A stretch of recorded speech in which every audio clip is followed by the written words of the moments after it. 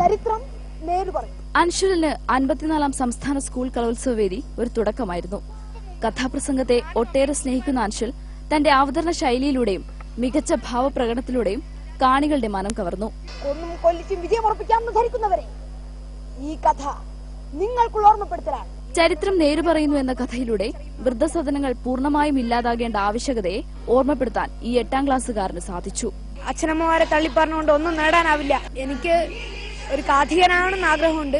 ഏറെ പ്രാചീന കഥകളെ സാമൂഹിക പ്രസക്തിയുള്ള വിഷയങ്ങളുമായി കോർത്തിണക്കി അവതരിപ്പിക്കാൻ മത്സരിച്ച എല്ലാവർക്കും സാധിച്ചു. 19 എ ഗ്രേഡും 2 ബി ഗ്രേഡോടും കൂടി ഹൈസ്കൂൾ കഥാപ്രസംഗ മത്സരം മികച്ച നിലവാരം പുലർത്തി. കഥാപ്രസംഗ വേദികൾ ഇല്ലാതാകുന്ന ഈ കാലത്ത് അൻഷുലിനെ പോലെ കഥാപ്രസംഗത്തെ ഒട്ടേറെ സ്നേഹിക്കുന്ന കലാകാരന്മാർ ഉണ്ടാകുന്നത് ഈ കലയ്ക്ക് പുത്തൻ പ്രതീക്ഷകളാണ് നൽകുന്നത്. കലോത്സവ വേദിയിൽ നിന്നും ഹർഷ പ്രകാശ്, ഇന്ത്യ വിഷൻ.